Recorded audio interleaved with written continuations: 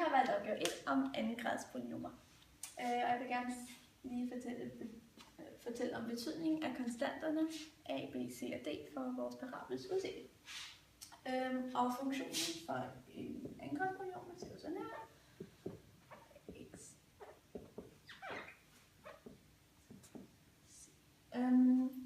Og hvis vi så lige starter med at se på vores A-funktionen.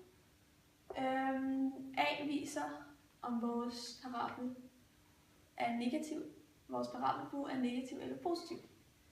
Og hvis vores A er positiv, altså over 0, det betyder, at vores parabelbue også er positiv. Og hvis A er under 0, det vil så sige, at vores parabelbue er negativ. Og C, det er, hvor vores parabel skærer y-aksen. Og så er der B. B, det er tangenthandlingen til der, hvor vores parabel skærer y-aksen. Og det er simpelt, og det kan så vise, at det er fordi, at hvis man differentierer vores funktion, altså finder tangenthandlingen, så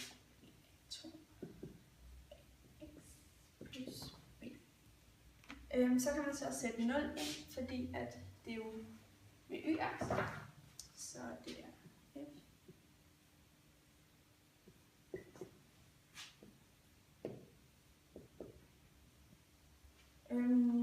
Og det er jo så bare, og det vil så sige, at vores tangent i y-aksen så har elementen b. Og B viser, om vores toppunkt på vores parabel ligger til højre eller venstre for y-aksen. Så hvis jeg lige tegner en parabelbue her, så kan man se, her der ligger vores toppunkt til venstre for y-aksen. Og det vil så sige, at A og B har samme fortegn, altså at de begge to er plus eller minus.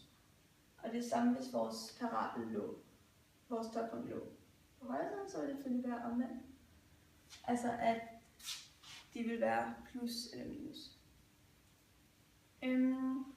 Og D i vores parabel viser 0-punkterne, altså vores diskriminant. Så hvis jeg lige skriver diskriminanten op her.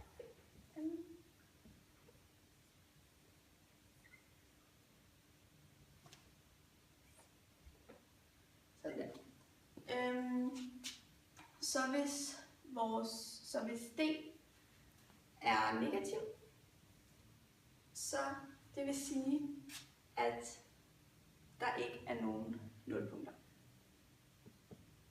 Og hvis vores D er positiv, det vil sige, at der er 2 nulpunkter, ligesom her. Og hvis vores D er lige med 0, det vil sige, at der kun er 1 nulpunkt. Så hvis der er 2 nulpunkter, så kan man bruge, så for at finde vores rødder, kan vi bruge den her formel. Minus b plus minus kvadratroden af d divideret med 2a. Og hvis der kun er én løsning, så kan vi så gå plus minus kvadratroden af d ud, så den kommer til sådan her. Minus b divideret med 2a.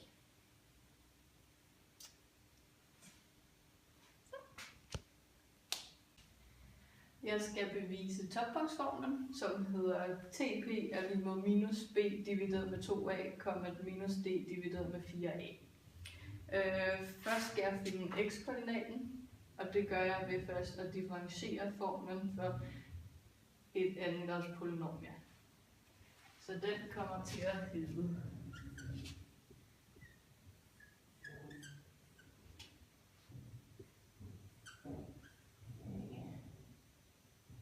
x plus b. Da tangenten i toppunktet er 0, kan jeg derfor sætte 0 er lig med 2ax plus b. Derefter skal jeg så løse ligningen for at finde x. Først starter jeg med at trække b fra på begge sider, så den kommer til at hedde minus b er lig med 2ax. Derefter skal jeg dividere med 2a på begge sider, så den kommer til at hedde minus b divideret med 2a er lig med x. Og der har vi x-koordinaten. For at finde y-koordinaten skal jeg indsætte x-værdien, vi fandt før, ind i funktionen for f af x. Så den kommer til at hedde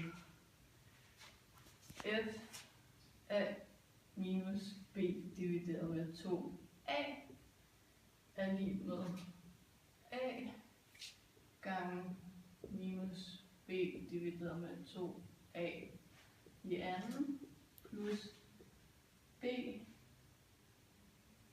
gange minus b divideret med 2a plus c. Derefter skal jeg reducere udtrykket. Så kommer den til at hedde a gange minus b i anden divideret med 4a i anden plus b gange minus b divideret med 2a plus c. Derefter skal jeg gange ind i parenteserne.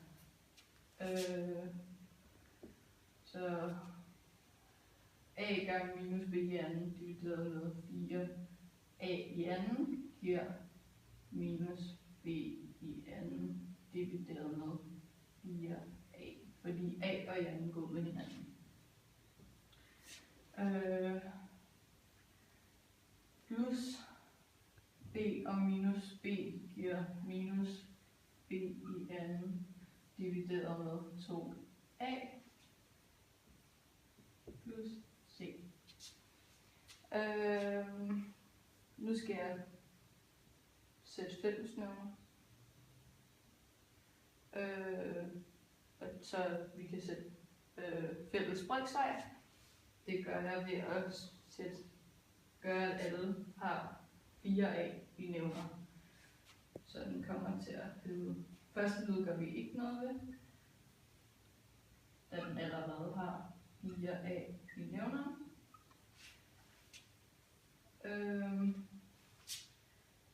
Andet led ganger vi med 2, for at det bliver 4a. 2b i anden divideret med 4a. Se, der ganger og dividerer vi med 4a, for at den forbliver c.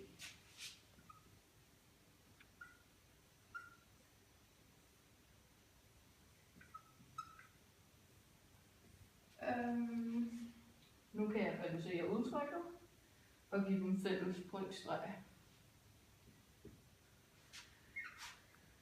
Minus b i anden minus 2b i anden plus 4ac er divideret med 4a. Derefter skal jeg reducere, og så kommer den til at hedde minus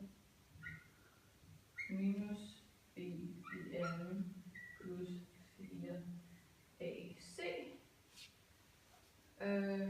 divideret med 4a. Da vi ved, at minus b plus 4ac, minus b i anden plus 4ac er diskriminanten, så hedder minus d